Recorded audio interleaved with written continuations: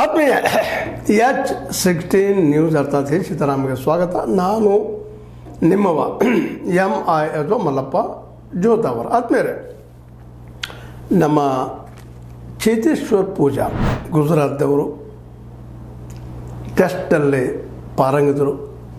One ಡೇದಲ್ಲಿ 5 ಪಂದ್ಯ ಆಡಿ 51 ಮಾಡಿದವರು, T20ಯಲ್ಲಿ ಆಡದವರು ಇವತ್ತು ನಿವೃತ್ತಿಯನ್ನು ಘೋಷಿಸಿದ್ದಾರೆ.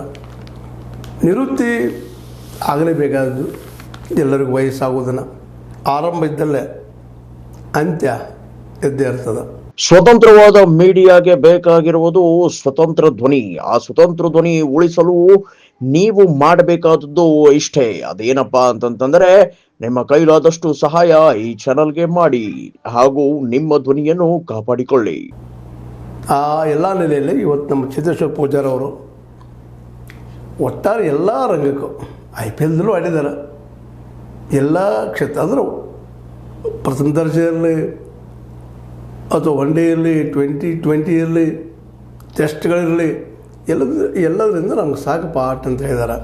ಅದೇ ಕಾಲಕ್ಕೆ ನನಗೆ ಸಪೋರ್ಟ್ ಮಾಡಿದಂಥ ಎಲ್ಲ ನಮ್ಮ ಪ್ರೇಕ್ಷಕರಿಗೆ ಧನ್ಯವಾದಗಳು.